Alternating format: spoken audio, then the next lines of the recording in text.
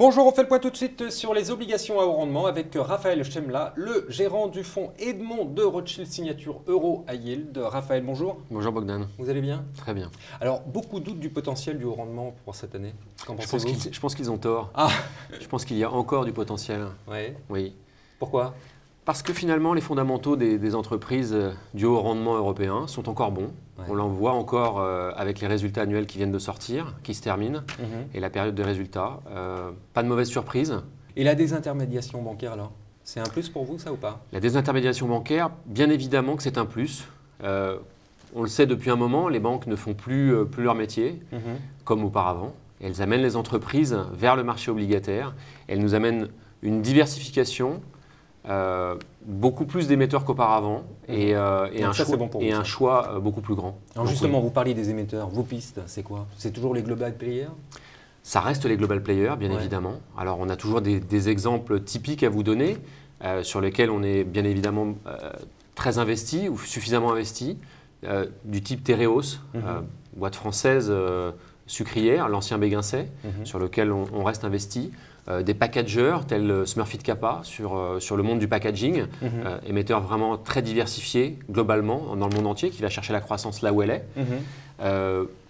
Alors sur le monde automobile aussi, Fiat, leur alliance avec Chrysler, leur développement dans le monde émergent, tel que le Brésil. Des gros, est-ce que vous avez des petites pépites, des choses on a des acteurs de niche, oui, effectivement. Allez, donnez-nous des noms là.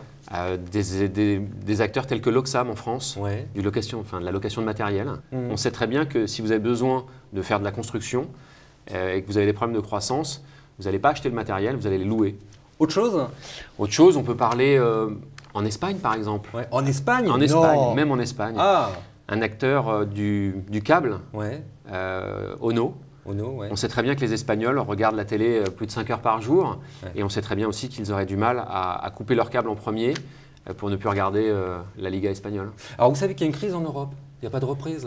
Est-ce que c'est un problème pour vous? Au niveau du haut rendement toujours. Croissance atone, finalement pour ce type d'entreprise, elles ont l'habitude de traverser les bas de cycle.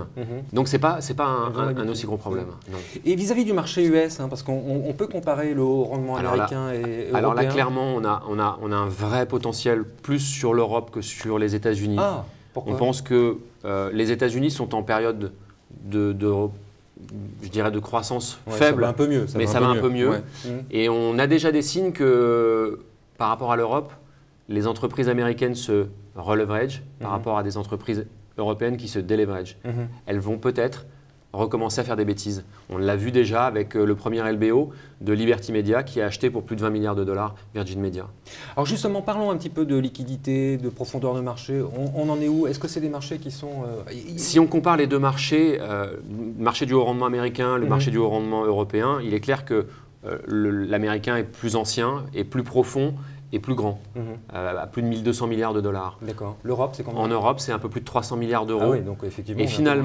Et finalement, ça ne fait que grossir. On a beaucoup de nouveaux entrants, une diversification très forte, mais il va falloir être vraiment très sélectif pour l'année 2013 pour faire de la performance. Alors vous avez un fonds, justement, vous parlez de performance. Vous avez un fonds, ça va? Signature Euro High Yield, Edmond de Rothschild Signature Euro High Yield, il marche bien.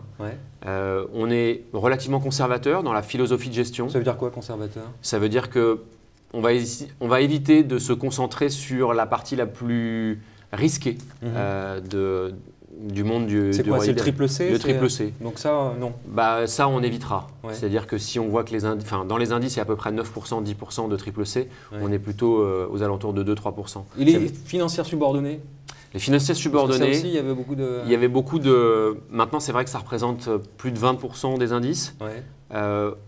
On a l'expérience et on a la capacité. Oui, on va en faire sur opportunité. Pas beaucoup, mais on essaiera d'en faire un petit peu. Raphaël, merci beaucoup. Je vous en prie.